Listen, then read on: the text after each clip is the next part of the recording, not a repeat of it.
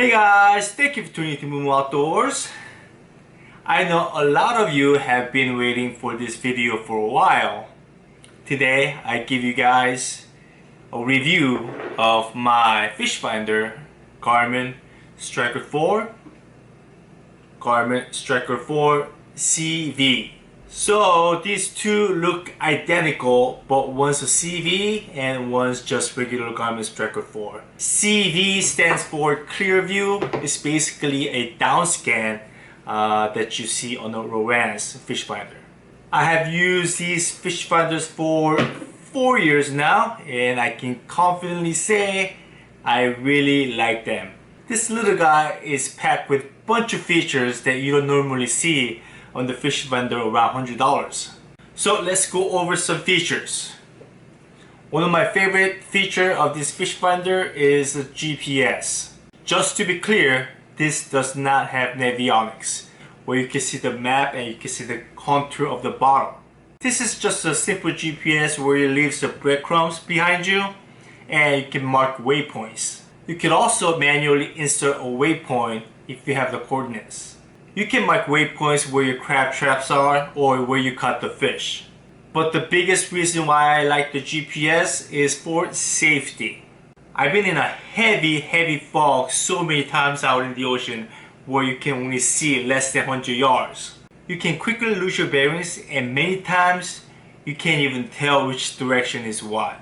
Even in Delta, when you are fishing unfamiliar area, after making a couple turns in different channels, it's really easy to get lost. With the GPS, you know exactly where your starting point was, and also you know exactly where you came from and how far you traveled. I say GPS is a must-have safety item on the water. As you guys know, I carry a handheld GPS as a backup as well. The GPS on this unit works great and it never failed on me. Okay, let's talk about my favorite feature of this fish finder, which is you can split the screen. As far as I know, there's no other fish finder that has the split screen feature with this price range. And this is my go-to setting, GPS and chirp. I have many waypoints saved on this fish finder, and when I'm trolling for salmon or halibut, I'm constantly hitting those waypoints while looking at the graphics, looking for bait fish, and looking for fish marks. So the split screen is a must-have feature for me. Let's talk about the fish finder function. Like most of the modern fish finder, this uses a chirp sonar, which gives you more clarity than the traditional sonar. This has 77 and 200 kilohertz option, which you can also split them. I mostly use the 200 kilohertz option, but occasionally when I'm fishing for sturgeon in the shallow water, I use 77 to get them more coverage.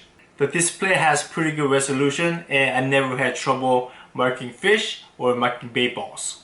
So what about CV, the clear view? To be honest, I don't use the CV anymore. Clear view is good when bass fishing. You could definitely see the cover better.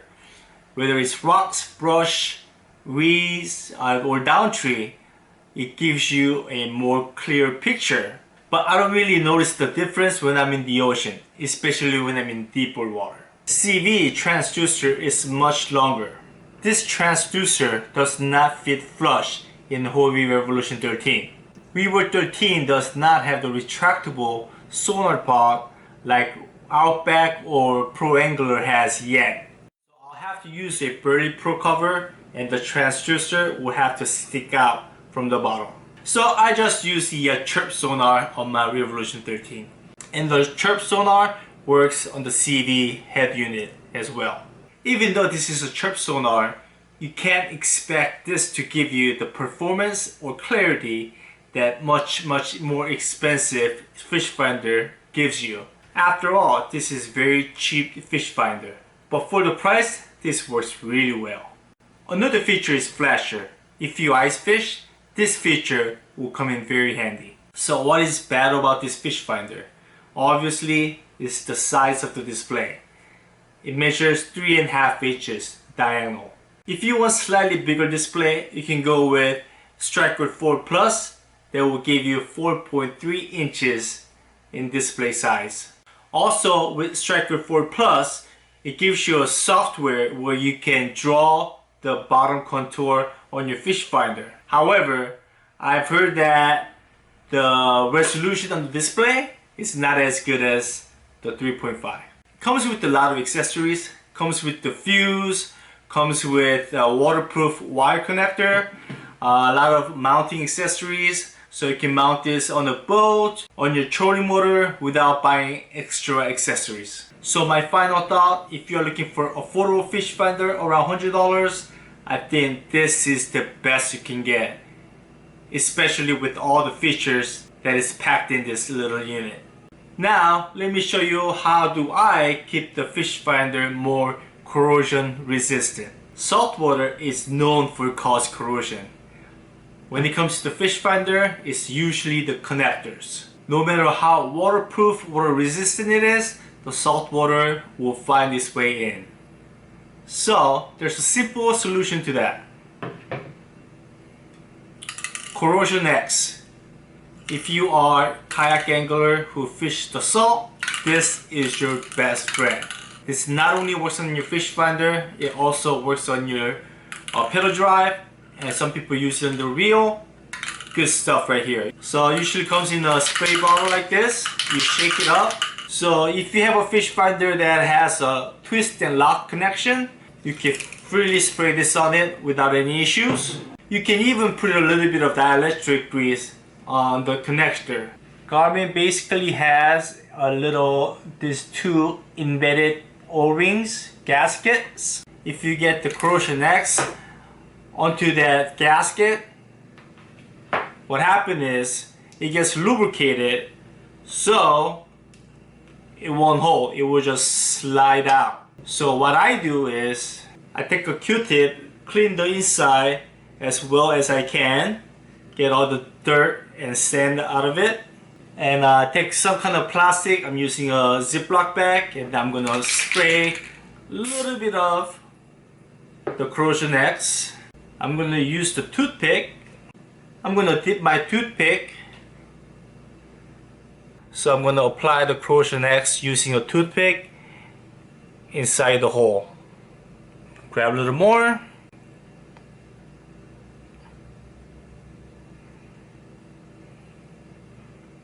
There you go.